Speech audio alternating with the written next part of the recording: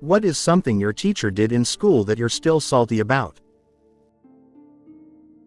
20 years ago, we had to make a diorama. We all had them sitting on tables in the classroom, and one day some other kid was messing around, fell into the table and smashed mine. I failed the assignment for having a smashed diorama. In middle school I did a display with real fossils that my parents had let me borrow. The teacher was insistent that I sell the fossils to him. But I refused, so the teacher gave me an F on the display. At the end of my first week at a new school, the teacher handed out slips of paper with our current grade. I had a solid A at my old school, but the teacher said I had an F. I asked her why. She said I didn't hand in the quarter project. I reminded her I had just moved to the school.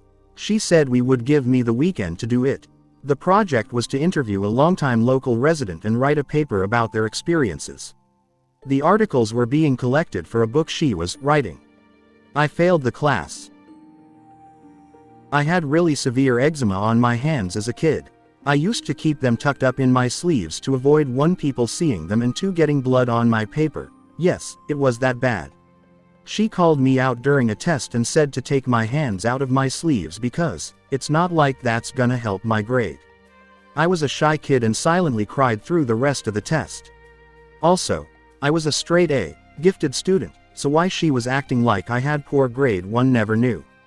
I'll never forget that woman being needlessly cruel to a child who was already in physical pain. Threatened to hit me when, as a brand new midterm transfer in grade 3, I was too scared to speak to ask for her help, so I had tapped her on the arm instead to get her attention.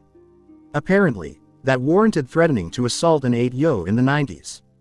I had been there less than 2 weeks and had just transferred from a school of 40 to a school of over 200. One of my high school art classes was called 3D design, which was basically clay, sculpting, and various 3-dimensional artwork. On the first day of class my teacher pulled me aside and told me she looked at my schedule, which was mostly honors and advanced level classes. She said that because I was clearly such a good student she would grade me on a much harsher scale, and would hear none of my objections that being book smart doesn't translate to artistic abilities. The poor marks I received in that class skewed my GPA.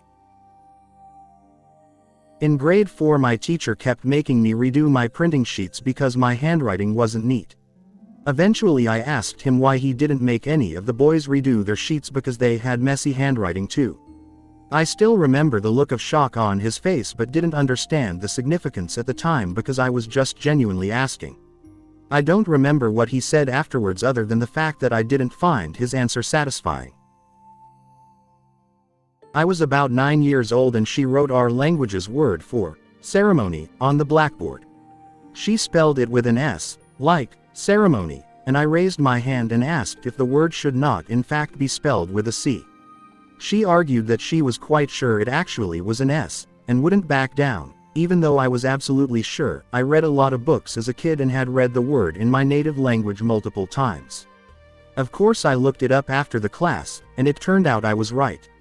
Still haven't forgotten, 20 years later.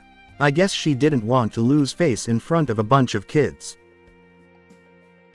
There were a few from this one teacher, but 2 things stand the most. 1. Gave me a 0 on a test because my pencil broke. She wouldn't let me sharpen it, or use another pencil. You should have been prepared, was her reasoning. 2. Would make fun of me for getting an answer wrong. Other students would get a simple no if they answered wrong, while I would get scolded and talked to for 5 minutes about how I'm so dumb. My final year of secondary school I finally buckled down and started really making an effort to correct both my grades and my behavior. I was an immature little shit back then. Every teacher recognized it. My report card was basically full of compliments about how much I'd improved.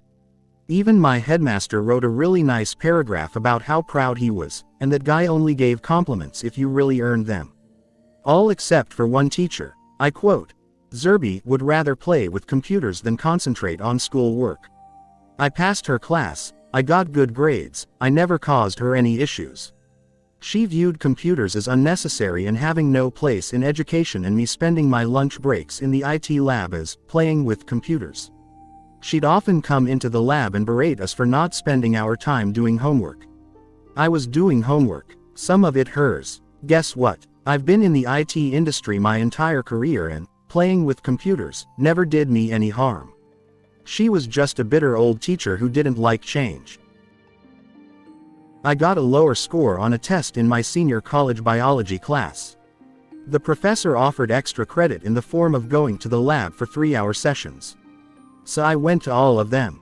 And then at the end of the semester he didn't give me all the extra credit. He capped it so I was within a point of an A. And no, it wasn't capped at one session. There was no rhyme or reason. He literally only gave me enough extra credit to get to that high B. I went to the dean and was told he had tenure, so there was nothing he could do about it. I was also told I should be happy because more than 50% of his students failed his class regularly. If that's the case, sounds like something is wrong with the teacher, not the class. Anyway, it was my only B in college, and that pissed me off knowing I had worked and earned the A. So I graduated with a 3.99 GPA. Doesn't matter now in the scheme of things, but it still pisses me off thinking about it. I got stories. Second grade teacher disliked boys, and after I complained about mistreatment, the school discovered through an investigation she manipulated the organization chart, and all but 4, if I'm recalling correctly, of her students were boys, myself included. I think she had 21 girls and 4 boys, and all the boys were essentially failing her class. Mrs. Stout didn't return the next year. 6th grade 1 had a teacher, Mr. Stump, who was monotone and emotionless, decided to be an ultimate authority and sign me up for sped classes because my handwriting was abysmal. My parents had no idea until I came home with an AlphaSmart. 7th grade 1 had vegan biology teacher who for some reason disliked me. We had a project that was to take a month to do and a final report that was a quarter of our final grade. I kept asking what she wanted from me and the goalpost was constantly moving. I wrote I think 3 rough drafts of my finally report on the importance of vegetarian and vegan diets to the ecosystem, and she failed all of them and gave me more and more complex demands. Eventually my mother, a college-educated woman, decided to try and write a report for me with all my rough drafts and teacher's notes, and Mrs. Z still failed the report. It was the only time I was given permission to fail a class by my parents, and my mother filed a complaint with the school board and got me out of summer school because of her actions. 7th grade again, I was bullied mercilessly in my gym class and my coach encouraged it. The reason being he thought I was being overly dramatic, and at one point told my parents, if he stopped acting like a goddamned fruit, he'd be fine. Went on a rant about how much she hates emo music and fashion while I was sitting right there in front of her looking as emo as one could possibly imagine. Then when I came home I changed my profile picture on Facebook to something super emo and captioned it with, "For my English teacher who hates emos." I didn't think she would see it. I didn't think anything of it. I meant it more as a joke, but she did somehow see it and apologized to me the next day.